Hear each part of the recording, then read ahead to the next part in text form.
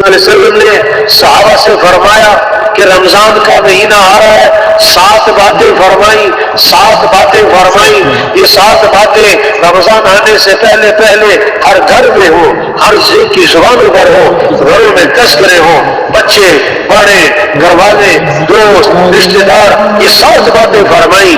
حضور صلی اللہ علیہ وسلم نے رمضان آنے سے پہلے فرمایا کہ دیکھو رمضان کا مہینہ آ رہا ہے، یہ برکت والا مہینہ ہے، برکت والا مہینہ ہے، برکتیں سمیٹنی ہے، برکتیں حاصل کرنی ہے، برکتیں جمع کرنی ہے. زندگی آسان ہوتی ہے جب برکتیں ہو، مال میں برکت ہو، وقت میں برکت ہو، زندگی میں برکت ہو.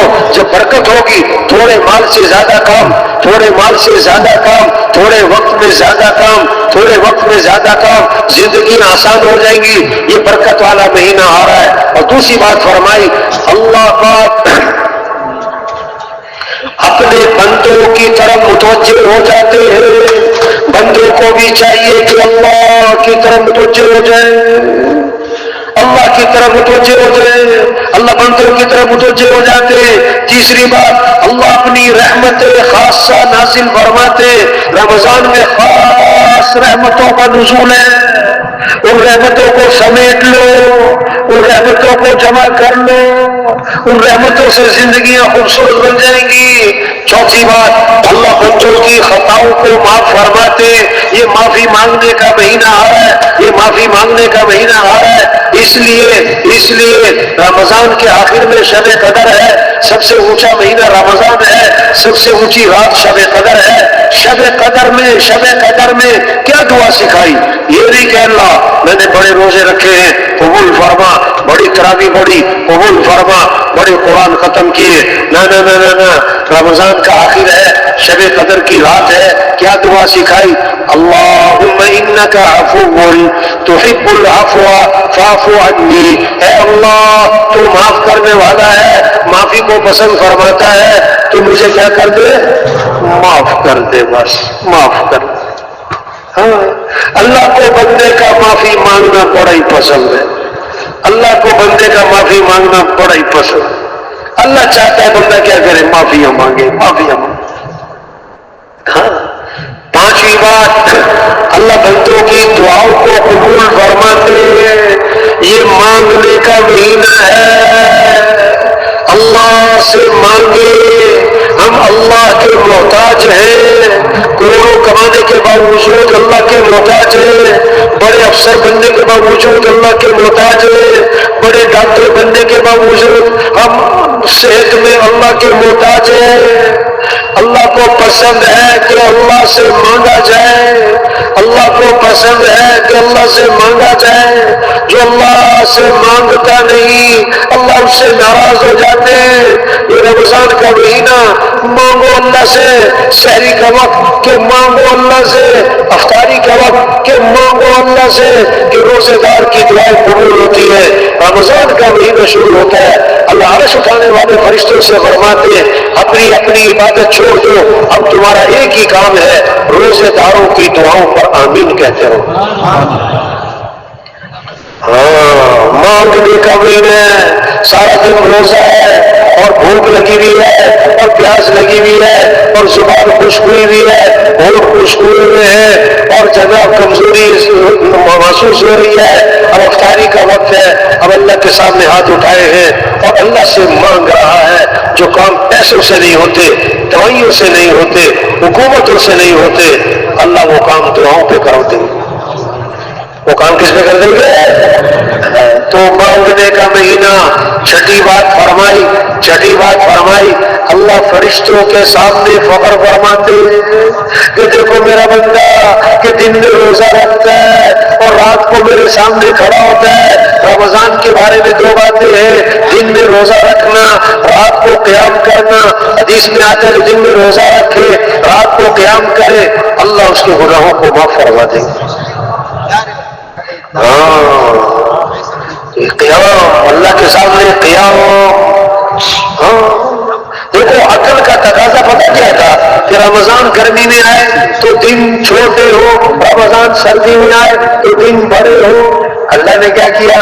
گرمی میں رمضان دن بھی لمبے، سردی میں رمضان دن بھی چھوٹے. اللہ دیکھنا دیکھنا چاہتے کہ یہ گرمی سردی کے چکر میں یہ حکم پورا کرنا چاہتے ہیں. ہم تو حکم پورا کریں گے، چاہے دن چھوٹا ہو چاہے دن بڑا ہو، چاہے گرمی ہو چاہے سردی ہو. اچھا، عقل کا اندازہ کیا تھا کہ سارا دن روزہ رکھا ہے تو عشاء کی نماز کیا ہو جائے مختصر. آپ سفر پہ جا رہے ہیں تو سفر میں کیا ہے 4 فرض کے بجائے کہ 2 فرض پڑھ لو، سنت نوافل ویسے ہی معاف ہو گئے کیونکہ سفر میں مشقت ہے تو روزے میں تو مشقت ہے تو عشاء کی نماز مختصر. نہیں نہیں نہیں نہیں، کیا ہوا کہ دن میں روزہ رکھو اور رات کو اللہ کے سامنے کیا ہو، قیام تراویح پڑھو. اللہ فرشتوں کے سامنے فخر فرماتے دیکھو اسے بھوک لگی ہے اور پیاس لگی ہے اور کھانا پانی اس کے سامنے ہے اور کوئی اسے دیکھ نہیں رہا، میری وجہ سے اس نے کھانا پینا چھوڑا ہوا ہے. 7ویں بات فرمائی، اللہ تمہارے تنافس کو نیکیوں میں ایک دوسرے سے آگے بڑھنا اس کو دیکھنا چاہتے ہیں. رمضان اس لیے نیکیوں میں دوڑ لگاؤ، اعمال میں دوڑ لگاؤ، رمضان میں کثرت کرو. 4 چیزوں کی حدیث میں آتا ہے، 4 چیزوں کی کثرت کرو رمضان میں. ایک لا الہ الا اللہ، لا الہ الا اللہ، اس کی کثرت. دوسرا استغفار کی کثرت. تیسرا کہ اللہ میرا ٹھکانہ جنت بنا. چوتھا کہ اللہ مجھے جہنم سے بچاؤ.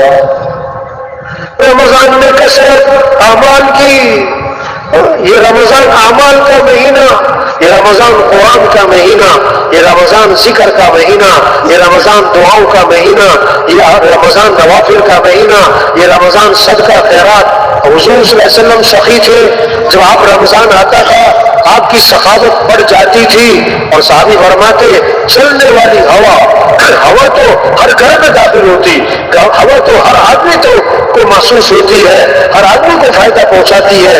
صحابی فرماتے جب رمضان آتا تھا تو آپ کی سخاوت چلنے والی ہوا سے بھی زیادہ ہو جاتی تھی. تو اللہ تمہارے تنافس کو دیکھنا چاہتے ہیں، بس اللہ کو اپنی نیکی دکھلاؤ. یہ 7 باتیں فرما کر حضور صلی اللہ علیہ وسلم ایک بڑی سخت بات فرمائی، بڑی سخت بات فرمائی. فرمایا بد نصیب ہے وہ شخص، بد نصیب ہے وہ شخص جو اس مہینے میں بھی اللہ کی رحمت سے محروم رہ جائے. بد نصیب ہے وہ شخص جو اس مہینے میں بھی اللہ کی رحمت سے محروم ہو جائے. تو رمضان جیسا مہینہ آیا، برکت والا، رحمت والا، مغفرت والا، اعمال والا، دعاؤں والا. شیاطین قید ہو گئے، جہنم کے دروازے بند ہو گئے، جنت کے دروازے کھول دیے گئے. فرض کا ثواب 70 گنا، نفل کا ثواب فرض کے برابر. اتنی خیروں والا مہینہ آیا اور چلا گیا اور اس کی زندگی میں کوئی تبدیلی نہ آئی. اس نے پھر بھی گناہوں کو نہ چھوڑا، وہ پھر بھی مسجد میں نہ آیا، پھر بھی اس نے اللہ کی طرف متوجہ نہ ہوا. فرمایا بد نصیب ہے وہ شخص. تو رمضان آ رہا ہے بھائی، ہر سال آتا ہے اور چلا جاتا ہے. اس سال بھی آ رہا ہے، چلا جائے گا اور اگلے سال بھی آئے گا. ہم ہوں گے کہ نہیں یہ کوئی پتہ نہیں.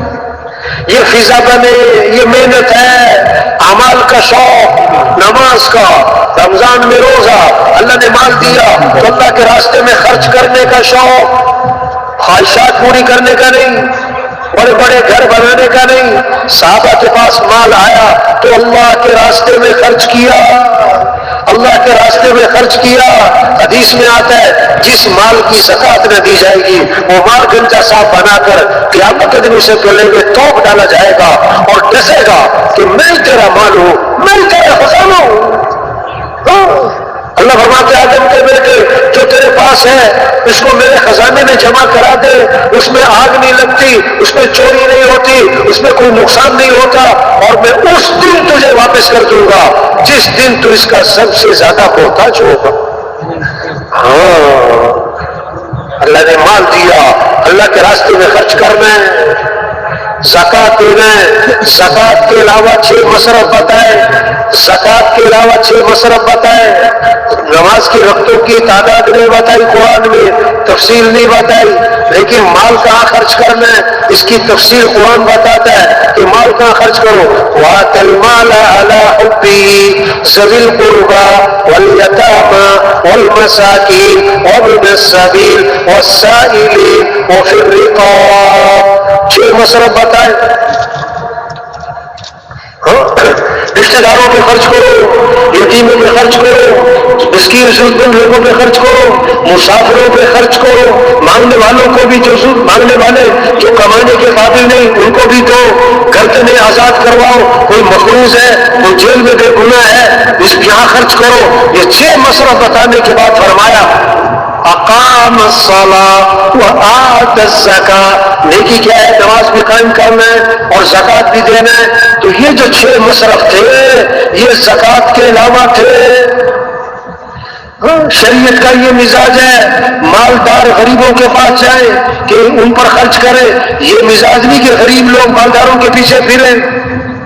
وہ خود تلاش کریں مال کہاں خرچ کرنا ہے. اللہ نے مال دیا بیت اللہ جائیں حج پہ جائیں.